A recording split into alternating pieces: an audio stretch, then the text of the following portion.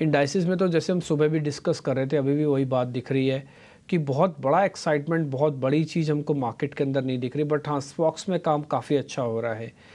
एक दो शेयर आपने आइडेंटिफाई किए हो तो जरा आप पहले बता दो, फिर हम पूछने के सिलसिले को शुरू करेंगे। Yes, good morning everyone.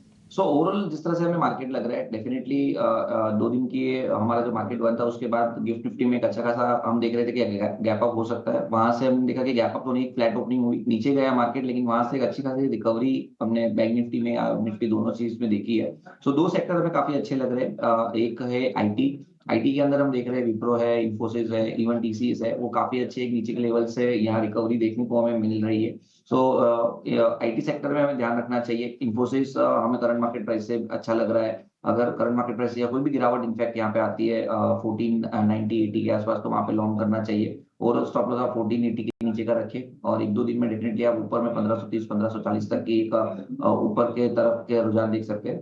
दूसरा जो स्टॉक हमें अच्छा लग रहा है वो प्राइवेट बैंक के अंदर से है। आज हमने देखा कि बैंक निफ्टी को भी कहीं ना कहीं उसी स्टॉक से सहारा दिया हुआ है, वो है एचडीएफसी बैंक। एचडीएफसी बैंक का अगर आप डेली चार्ट देखोगे तो वहां पे एक फ्लैट हॉरिजॉन्टल लाइन है 1680 की, वो एक रेजिस्टेंस था। आज हम देख रहे हैं कि सुबह से स्टॉक 1600 के ऊपर सस्टेन है और कहीं ना कहीं बैंक निफ्टी को काफी अच्छी तरह से सपोर्ट कर रहा है। So HDFC bank current market price से लॉन्ग करके जा सकते हैं। और स्टॉप लॉस जो रखना है वो 1580 के नीचे का रखना है, और ये थोड़ा पोजिशनल नजरिया आप रखना, तो ऊपर में 1650 1660 तक के भी टारगेट्स हमें एचडीएफसी बैंक के ऊपर देखने को मिलता है। So IT and private banks look very good, और stock specific Infosys and HDFC bank. ठीक है, ये तमाम स्टॉक्स और इंडेक्स पर भी रणनीति किरण जी की तरफ से एचडीएफसी बैंक आप देखेंगे 1600 रुपये के भाव पर ही ये कारोबार कर रहा है। हमने नीचे से थोड़ा सा पुल बैक देखा, लेकिन ऊपरी स्तरों पर थोड़ा थोड़ा प्रेशर फिर से है। इन्फोसिस करीब आधे % ऊपर ये कारोबार कर रहा है। कुछ और स्टॉक्स पर जरा व्यू लेते हैं। किरण जी, एक बार जरा एलआईसी हाउसिंग फाइनेंस जरा आप चेक करेंगे, इसमें कोई ट्रेड बन रहा है क्या आपके हिसाब से? सर एलआईसी हाउसिंग फाइनेंस की अगर हम बात करें तो एक रन अप शेयर है, मेरे हिसाब से करंट मार्केट प्राइस से तो नहीं लेना चाहिए। 680 700 का एक क्लस्टर रेजिस्टेंस है, उसका ब्रेकआउट देने के बाद वन साइड स्टॉक 750 के आसपास है, तो कोई भी गिरावट आती है उसमें लीजिए। अगर आपके पास पोजीशन है तो डेफिनेटली मैं होल्ड करने की सलाह दूंगा। और कहीं ना कहीं 720 730 का एक जो है मोमेंटम स्टॉप लॉस के साथ आप होल्ड कर सकते हैं। ऊपर में वापस ये स्टॉक 780 800 तक जाने की गुंजाइश रखता है। इनफैक्ट मुझे लग रहा है कि अगर किसी को एलआईसी में ही लॉन्ग करना है तो एलआईसी इंश्योरेंस को आप ध्यान दीजिए। इंश्योरेंस कंपनी में ऑलरेडी एक अच्छा खासा अपस्विंग हम देख रहे हैं। एलआईसी इंश्योरेंस आप देखोगे तो अपने क्लस्टर रेजिस्टेंस के आसपास ट्रेड कर रहा है। ऑलरेडी हमने देखा था कि फ्राइडे के दिन उसके ऊपर क्लोजिंग दिया था, तो 1050 1060 उसका क्लस्टर रेजिस्टेंस है, अभी भी उसके बीच में ही ट्रेड कर रहा है। तो यहाँ पे आप ध्यान दीजिए एलआईसी इंश्योरेंस के ऊपर, करंट मार्केट प्राइस से आप लॉन्ग कर सकते हैं। ओवरऑल स्टॉप लॉस जो हमें मेंटेन करना है वो 1020 के नीचे का स्टॉप लॉस मेंटेन कीजिए, और जिस तरह के चार्ट पैटर्न है 1100 प्लस के टारगेट आप शॉर्ट टर्म में एक्सपेक्ट कर सकते हो।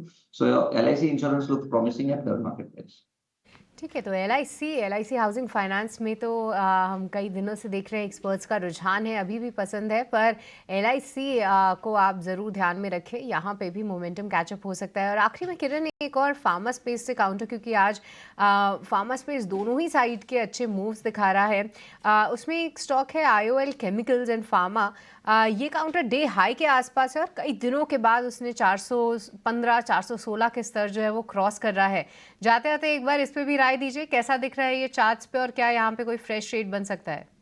सो आईओएल केमिकल की अगर हम बात करें तो आपने जैसे बताया कि काफी लंबे समय का एक कंसोलिडेशन या डाउनफॉल मूव यहाँ पे ब्रेकआउट देखने को मिला है, तो जो कोई भी गिरावट आती है करंट मार्केट प्राइस से लॉन्ग करना तो कर सकते हैं। जो स्टॉप लॉस हमें मेंटेन करना है वो 380 का मेंटेन करना है। जब तक ये स्टॉक 380 के नीचे नहीं जाता है तो ये अपस्विंग कंटिन्यू रह सकता है। तो थोड़े लंबे नजर के हिसाब से आप सोचिए 380 का स्टॉप लॉस मेंटेन कीजिए, और ऊपर में कहीं ना कहीं ये स्टॉक वापस 460 470 तक की रैली दिखा सकता है।